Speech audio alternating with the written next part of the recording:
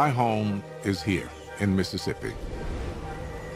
I've lived in many other places: New York, LA, San Francisco, Chicago. But this place defines me. Humbug. Got him when he was 4.5 months old. Undernourished, but he had attitude. Got a great walking gait. It's the smell of grass in the spring. Sound of birds. I just know I'm home.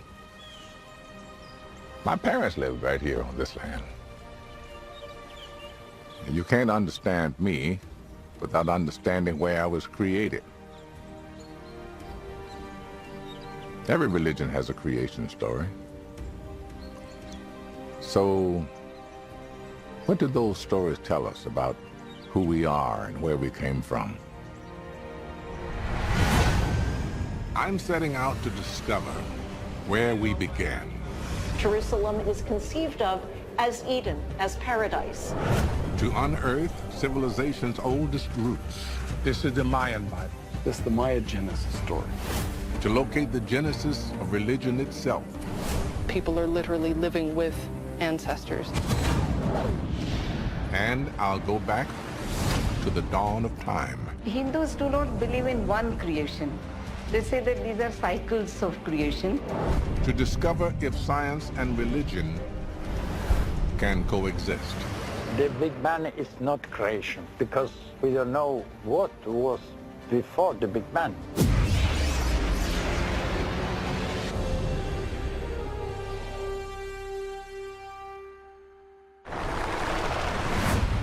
There are billions of us on this planet. It's hard to believe we all came from one man and one woman, but we did. Who were they? When and where did they live? Jewish, Christian, and Muslim traditions trace us all back to Adam and Eve. The book of Genesis says they came from a place called Eden, near the Tigris and Euphrates rivers, somewhere in the ancient Near East. No one has yet found the location of the Garden of Eden, though many have tried. But why do we want to find it? Well, the reason is interesting. The Garden of Eden doesn't just represent the beginning of humanity. It is the beginning of our conversation with God. And finding out when and where that took place would tell us an awful lot about who we are. So, I'm off to Jerusalem.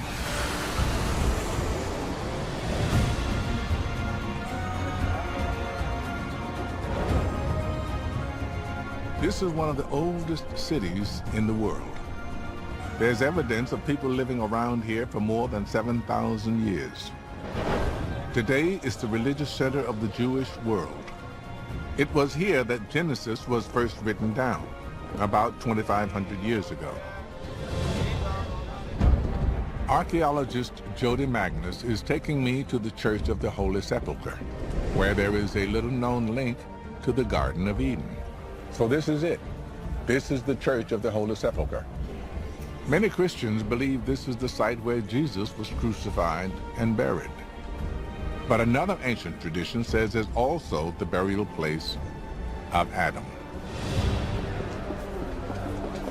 The area that we're walking into here is underneath the rock of Golgotha, which is the rocky outcrop on which Christians believe Jesus was crucified.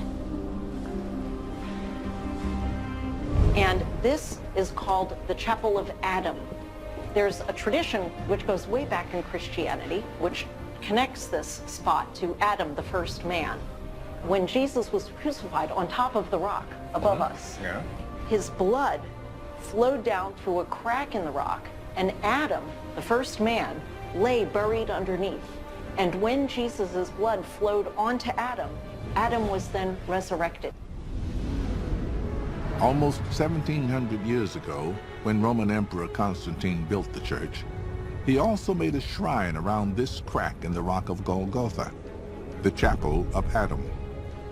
But doesn't this contradict that section of the Bible that says that the Garden of Eden was located somewhere near the Euphrates and the Tigris. Tigris? Well, the version of the story that ended up in the book of Genesis seems to place the Garden of Eden somewhere in Mesopotamia, which is the area of modern Iraq. So how do you think the tradition of Adam gets to be here in Jerusalem? Well, I think Adam probably does have a very special connection with Jerusalem.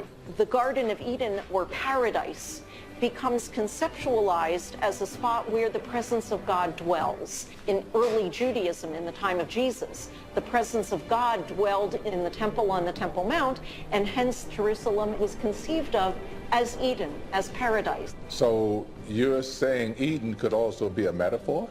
Right, well, yes, of course, Adam was the first human. And in Hebrew, the word Adam, Adam, just means man. Human. Hold up. You just said something now. The word just means man. Yes. Adam. Yes. Also, the name Adam, if you take off the A and you just leave D-A-M, in Hebrew, dam, that means blood. Or if you add an A-H to the end, Adama means land. Land itself, to blood. Yep. Okay, all right. Could the story of Adam and Eve's expulsion from the garden also have metaphorical meanings?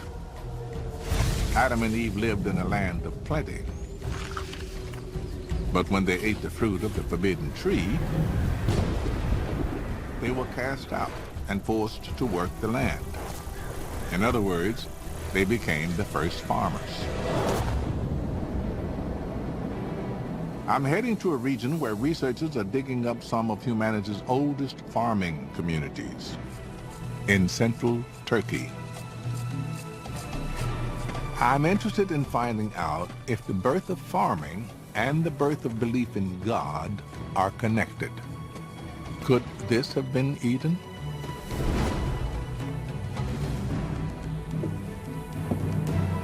Amy? Hello, come on over. Archaeologist Amy Bogard has been digging with a team here at Çatalhöyük for 2 decades. Welcome. Thank you. So, Çatalhöyük, 9,000-year-old settlement. 9,000 years old. Amazing, isn't it? So, at its maximum extent, it's 13 hectares. That would be like 20 football pitches in extent. Mm-hmm. All right, NFL football pitches or soccer pitches? I don't know. Probably soccer. Okay, but they're all pretty much the same size. You can see that these houses are densely crowded together. There isn't much space between them. There was no space between them. Yeah. They had no windows or doors. Every house would have its own entrance from above. Yes. Çatalhöyük was a city with no streets. The people who lived here walked across town over the rooftops. Roofs were also where they worked. The people of Çatalhöyük were some of the world's first city dwellers. But I want to know whether they were also some of the first believers. Did they think their world was created by a god? Amy takes me to a house that may hold the answers. What's the point of that red-rimmed hole that looks like very definite, has a definite reason? It's a typical sort of feature that's found at Çatal, which is a niche for hiding things away. Like they cache obsidian, volcanic glass, because it's a valued, cutting material. You don't find it everywhere. Right. The most important hiding places archaeologists have found at Çatalhöyük are beneath the sleeping areas. Okay, so what are those holes over there? Those are actually burial places. Those are burial pits. Where... Oh, wait a minute. A human being is not going to fit in there. A baby maybe. The way they can fit mature adults in pits like that is to bind them up very, very, very tightly in a flex position, and the holes are periodically reopened and new individuals added through the lifetime of the house. Wow. People are buried under the platforms so that people are literally living with ancestors. It sounds like this has some religious content. I think you're right. And they start to raise questions about what you might call ritual practice, which seem to have been crucial for life in this community. Could these burials be evidence of belief in God? Anthropologist Harvey Whitehouse is trying to get inside the heads of these early city dwellers. So this is a pretty authentic mock-up of what a typical kind of house in Çatalhöyük would have looked like. These are the kinds of objects that we'd expect to find in one of those houses. Over here we've got examples of wall art. You know, here we've got bull heads. We often find these inserted into the walls. In one case I've seen them arranged almost like a sort of protective shield around one of these clean spaces. And we know that these clean spaces were used for sleeping on. So, Harvey, you're an anthropologist. Mm-hmm. So you're more into what people are mentally into, right? Well, my imagination runs riot in an environment like this because I've seen the kind of stuff that comes out of the walls and that they've been taking out of the floors.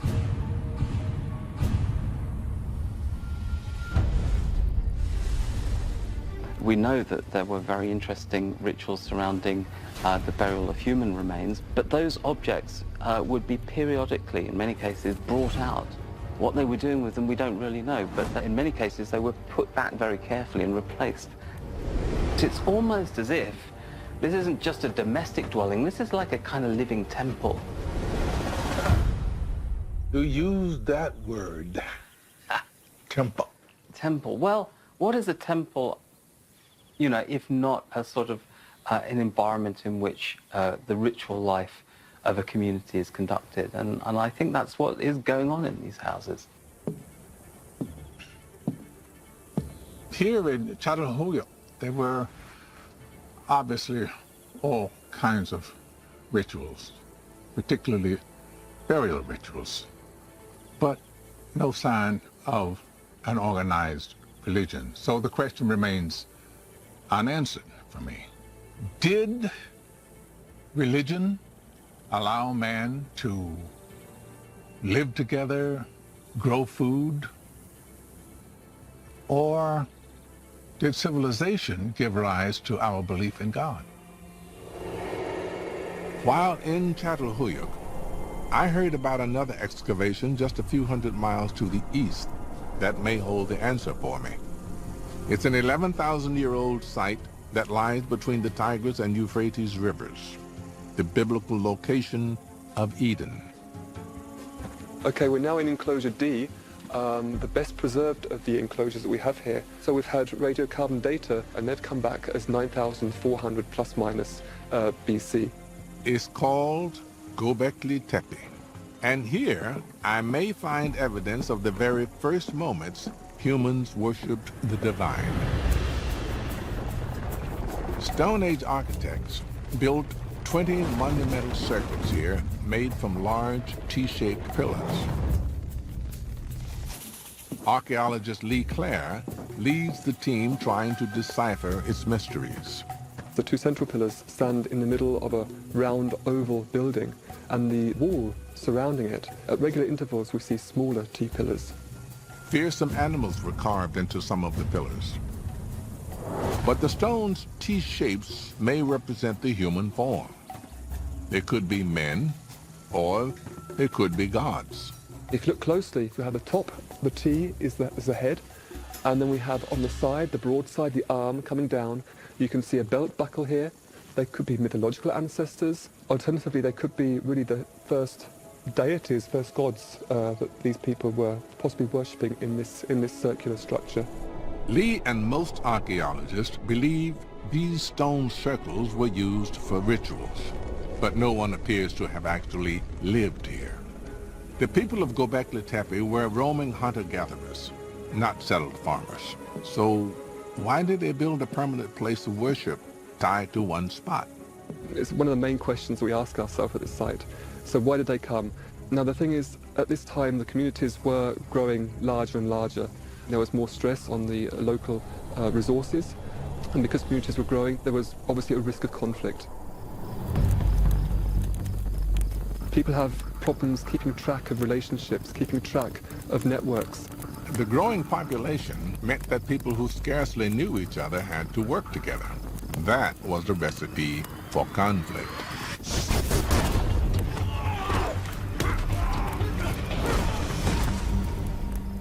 The religious rituals at Göbekli Tepe may have eased those conflicts.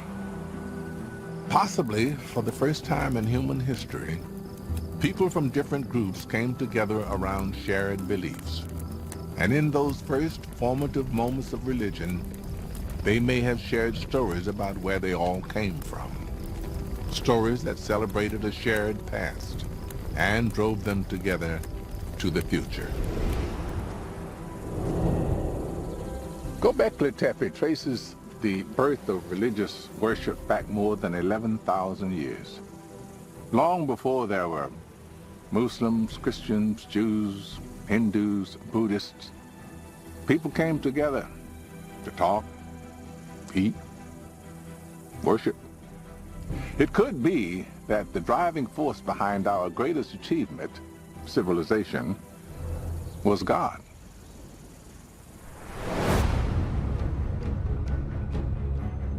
But today, we no longer share one story of creation. We live in a global society made up of many different cultures, and science has given us a new perspective on creation. It even claims to know the ultimate secret of our cosmic origins. Can science and religion agree on creation? The story of our creation has puzzled me ever since I was a boy. It began right here, in a church in Greenwood, Mississippi.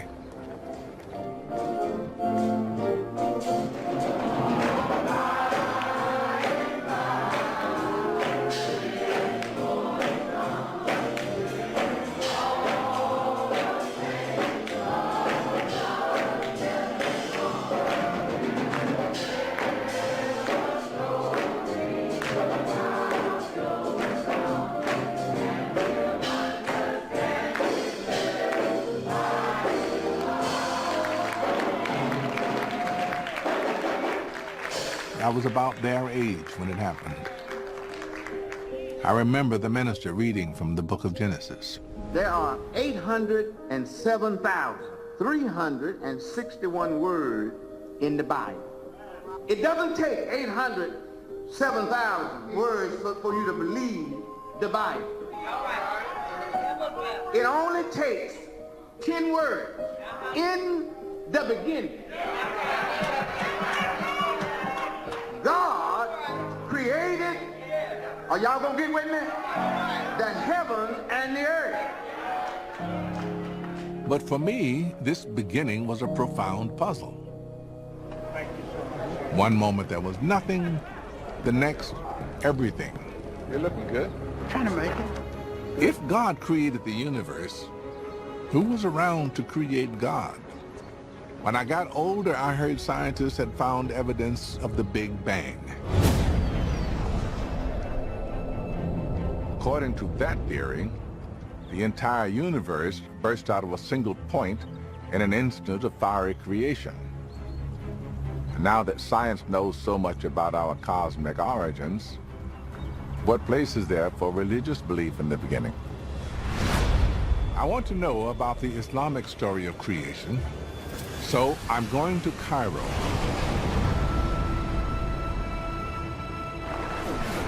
One of the largest and oldest cities in the Muslim world. Islam has deep roots in science. Muslim astronomers were charting the heavens soon after the time of Muhammad. I hadn't noticed that before. What is it? This is the minaret of Al-Hussein Mosque. Harvard historian of Islam Ahmed Ragab is taking me to one of Cairo's spiritual centers, the Al Hussein Mosque.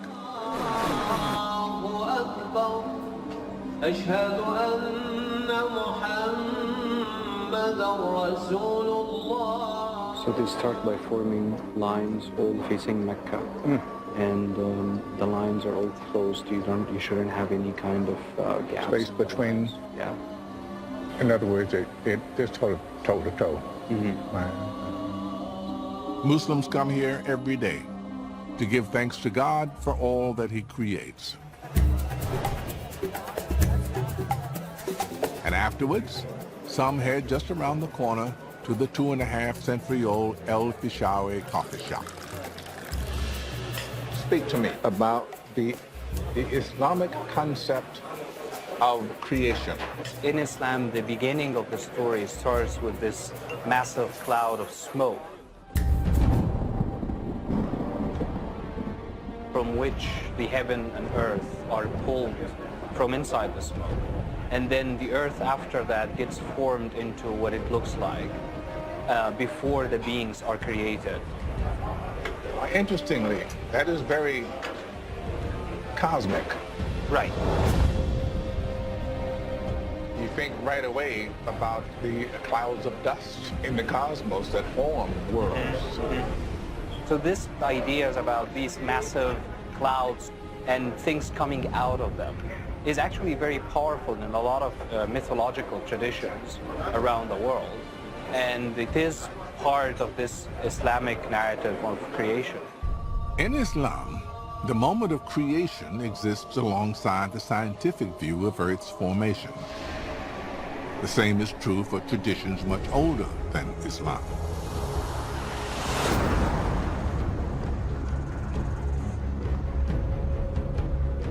Aboriginal people have lived in Central Australia for tens of thousands of years. They've told the story of this land's creation for as long as anyone can remember. Oh, this is beautiful. My grandfather's family have been caretakers for this place. You know, it's gotten passed down to me. Warren Williams and the Arende people call this place home. This place is so big you'd have to see it from space. You could probably see it on satellite images. Yeah. Cultural astronomer Dwayne Hamaker tries to connect Aboriginal creation stories to modern science. So Warren is taking him to where his ancestors say it all began.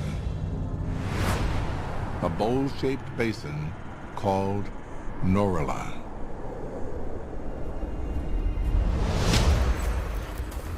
It's traditional for the Arende to tell their creation story at night, when they can see their creators, the sky gods. Big sky tonight. It's gonna be really good tonight. They're all coming out now.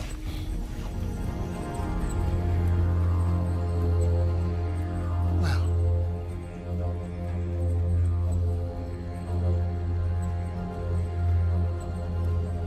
The story takes place in an era called the Dreaming, when the sky gods lived in the Milky Way. The dreaming is a period of creation when everything was beginning, when the ladies were dancing at a ceremony, and one of them had a little baby in her arms.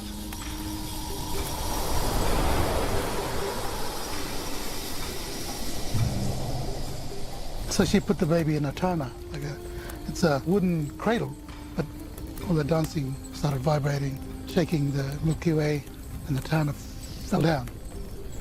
And it fell to earth and created the crater that we see now.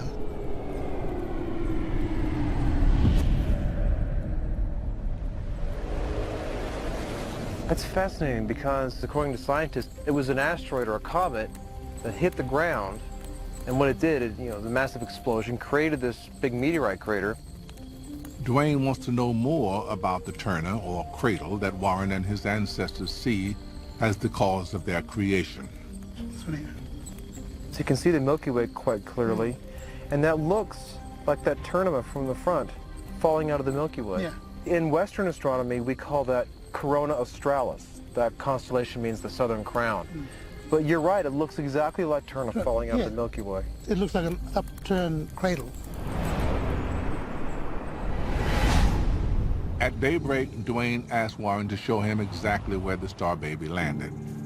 Goes right through here? Check it out. It's right in the center of the meteor impact crater geologists called Goss's Bluff. So this is it? Yeah. This is where it began. The rocks fell down here to the ground and formed this. Then the first man got created. The first woman got created. And like, now I'm here because of that. It started here. Just fell from the sky and made all this. Science has never really considered some of these old creation stories to have any validity. And what we're finding out is that the creation story from the Aboriginal perspective and from the scientific perspective, like here at Norala, are identical. They're exactly the same. For the Arende, life began here. And tradition requires a greeting to the ancestors whenever you enter this sacred space. Hey! Tinino ko naman tilpa. Talaga mo yaw. Why did we go?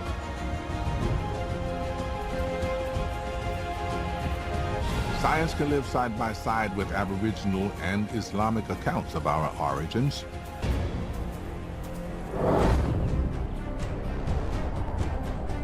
Now I'm curious about science and the Judeo-Christian creation story. So I've come to Rome, where Michelangelo's breathtaking Sistine Chapel ceiling depicts the book of Genesis. In 6 days, God creates light, makes the sun and the moon, and creates man.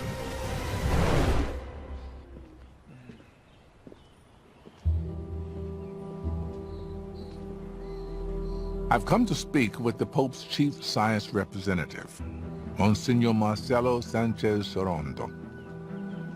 Now, you are the Chancellor of the Pontifical Academy of Sciences. Exactly.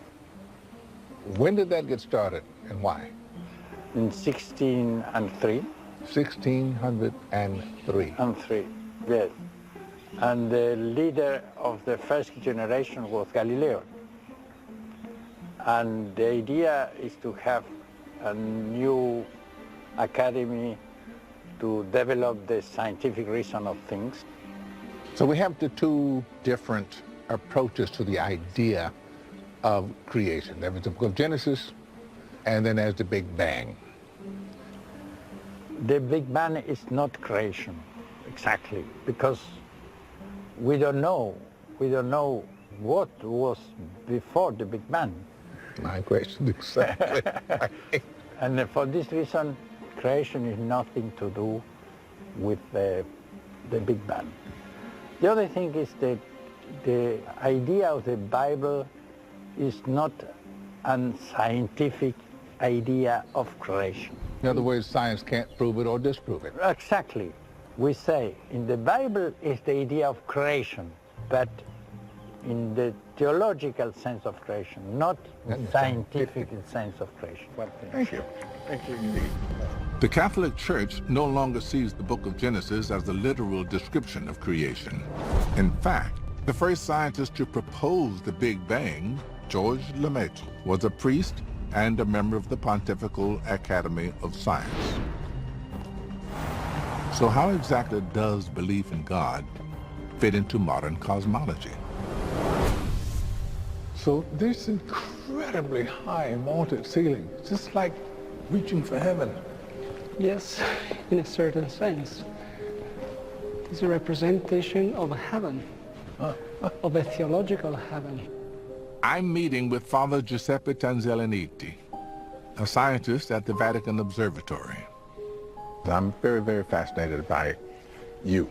You're an astronomer, and you are a holy man. Yes, my field of study was radio galaxies, quasars, extragalactic objects. And it was another kind of heaven. I remember that when we take a galaxy spectra, I used to pray during the waiting for the spectra. and to say, God, I thank you for this marvelous universe that you gave us. There must have come at some point a question for you about the nature of creation. We think that there's like a big schism between the biblical sense of creation and the other one is the scientific sense of the Big Bang, and it's all very different. Creation, from a theological point of view, is perfectly compatible with a Big Bang, because you need always a first cause. God, the Creator, is outside space-time, is before any time.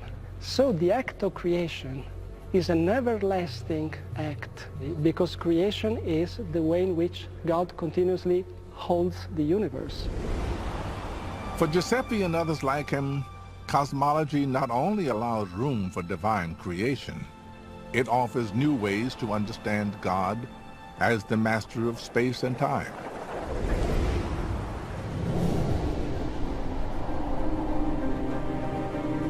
I like what Father Giuseppe says about creation as a continuum, that it didn't begin and end with the Big Bang, that it is God's ongoing activity, which includes evolution. I think what he was saying is God does not exist outside space and time. God is space and time. The idea that creation is ongoing sounds like a new one, but it's not. In the depths of the Guatemalan rainforest, lost cities reveal the endless creations of the ancient Maya.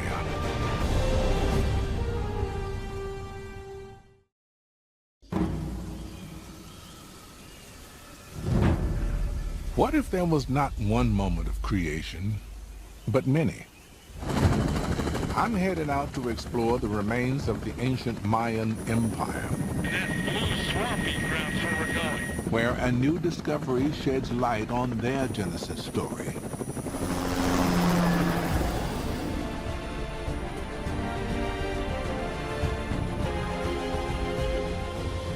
Few roads cut through the dense jungle of northern Guatemala today, but archaeologist Richard Hansen tells me that 2,000 years ago, this was one of the great cities of the world. We like to think that Los Angeles and New York is being a modern city, but these guys had the same perspective in their own cities. Right. Had water delivery systems, they had freeways. Oh yeah, the very first freeway system in the world.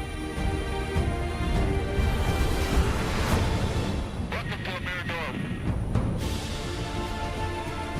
This pyramid is one of the largest structures in the world in terms of volume. It's more than a half a mile long at the base.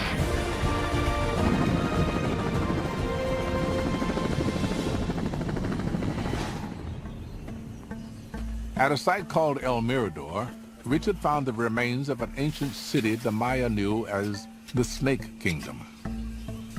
It's such a rich archaeological site, he set up a permanent camp in the jungle to explore it. This is the laboratory. This is our doctor. If you ever get in a problem, he can fix you right there. He's an outstanding doctor. I got this. Mucho gusto, señor. Mucho gusto. Miguel. Miguel. Okay. Mورغان فريمان. Sí. Nice to meet you. Yeah, it was nice to meet me, wasn't it? It was. It's very nice to meet you.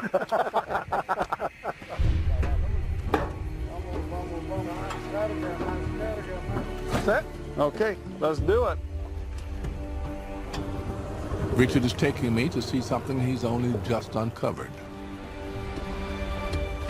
Okay, this is one of the most interesting excavations we have right now. Oh my goodness. This is art that was carved in stucco hundreds of years before Christ. And it has incredible scenes showing the entire pantheon of the Maya religion. So what we're talking about is, this is the actual story of creation here. This is the Mayan Bible. This is the Maya Genesis story, with all the deities that are needed to tell the story. Yeah, this is unbelievable. I mean, if you just think about the fact that it wasn't done in the 15th century or the 16th century, it was done 2,000 years ago at least. This is the oldest version of the Maya's sacred story of creation that's ever been found. The focus is on two swimmers carrying a severed head. It's this head right here that gave us the clue who this might be at the first place. We think this is Hunahpu. This is the father of the hero twins. That starts the whole process of creation.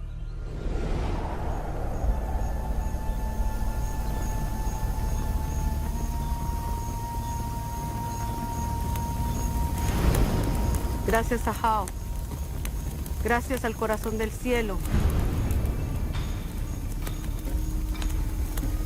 Gracias al corazón de la tierra. Gracias al corazón del agua. Fragments of this creation story survive even to this day in a religious ritual in which I am privileged to take part. Gracias al corazón del fuego.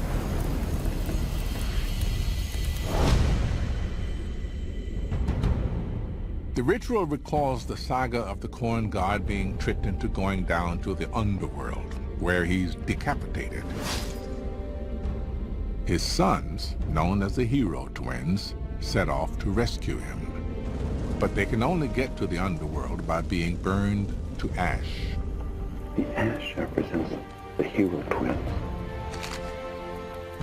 She mixes the corn with the ashes, and that goes into the water. As their ash sinks into the subterranean waters, the hero twins regenerate. They return to Earth with the corn god's head and plant him in the ground.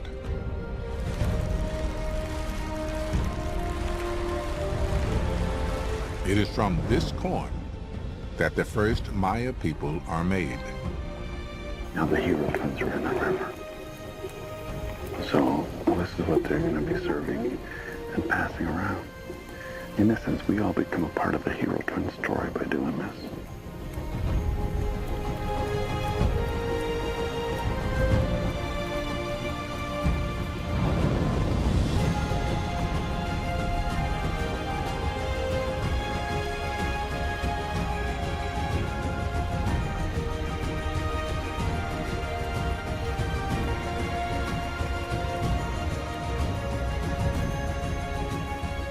We don't perform rituals to celebrate Adam and Eve, but the hero twins were crucial to Mayan culture.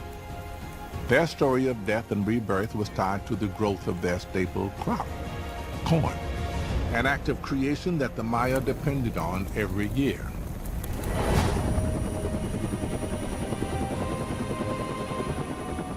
And, Richard tells me, their architecture also focused on creation.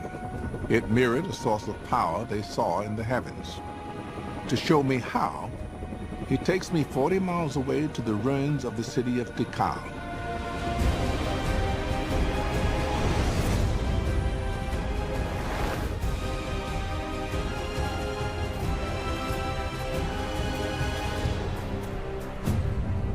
The temples here are arranged in groups of 3, a triad. So, Richard, now I can sense here that there is a pattern, but something's missing. What am I missing? Well, there is a pattern, Morgan. There's a definite pattern here, and it's consistent through centuries of time. There's one big building over here with a stairway facing inward. Another building over here with a stairway facing inward. Okay, and the third one, what? The third one was right in front of us. Oh. There's the third structure.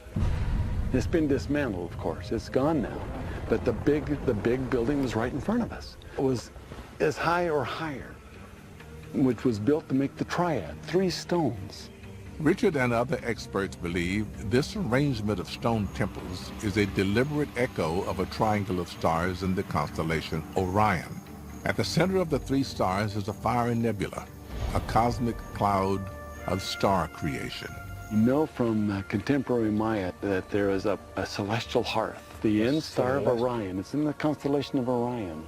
Even today, when the Maya light a traditional fire, they begin by planting 3 stones. A fire of creation emanates from their center, just as it does with the triad of stars in Orion. You're telling me that the Mayans got this triad, this manifestation of creation from the constellation Orion. It looks like this is what they were looking at. We know that they were very aware of 3 primary stars. So the Maya were able to replicate that pattern with these 3 stones in these 3 structures, and that is replicated over and over and over again. They're tying us to the heavens. They're letting us see the creation symbolically.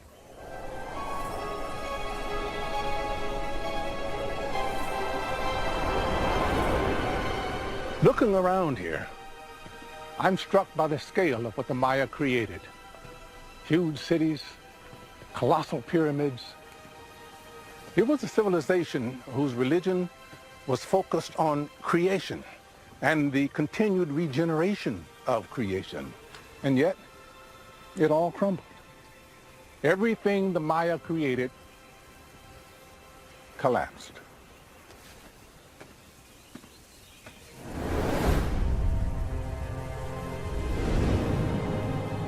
It strikes me that we don't spend enough time celebrating the paths our ancestors trod to get here, or giving thanks for the forces that sustain our lives. But there is one culture that gives thanks for its creation every day. And I'm in Varanasi, India, to see it.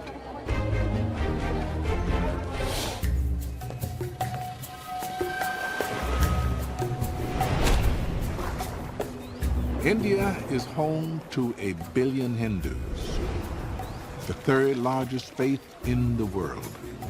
It has many gods and many creation stories.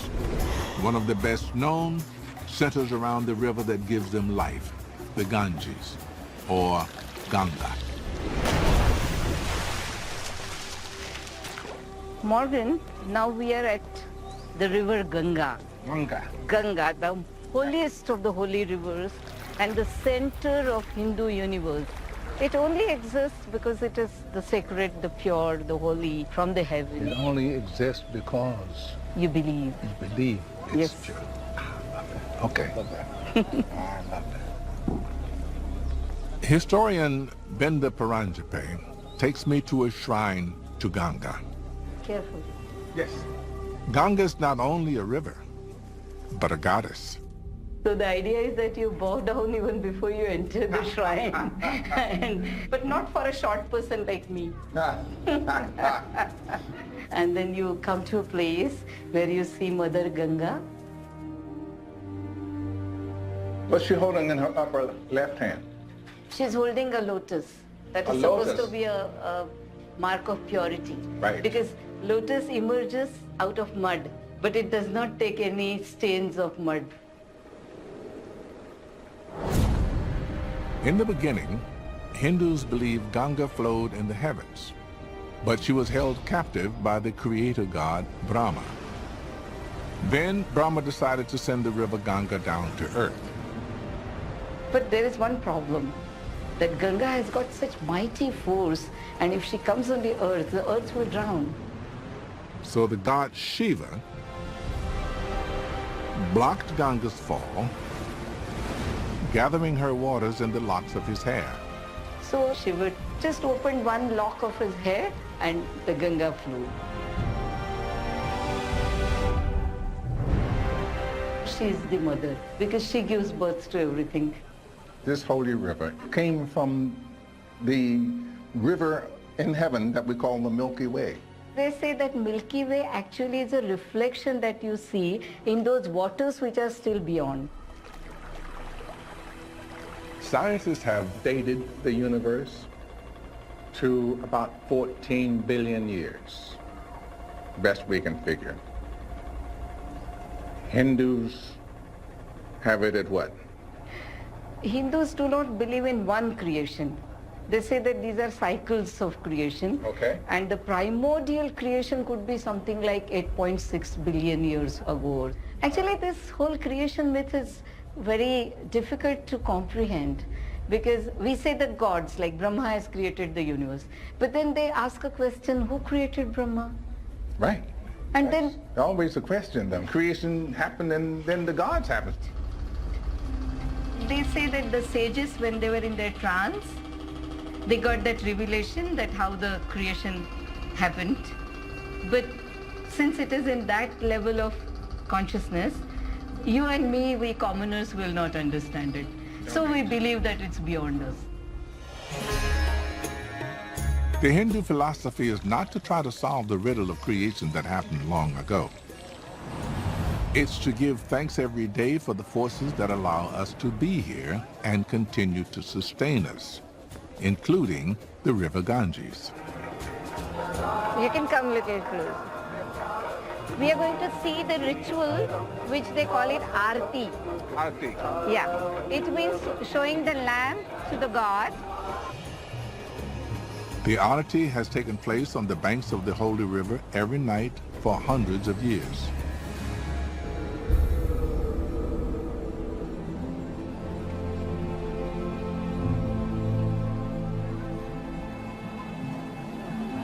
The prayer is that, God, you are like my father, you are like my mother. My whole existence is you. My whole existence is You. I'm just like a shadow I'm a vessel. that contains you. I contain. That's wonderful. 7 priests offer all the elements to Ganga: water, air, earth in the form of flowers, and the most important of all, light, which represents our souls.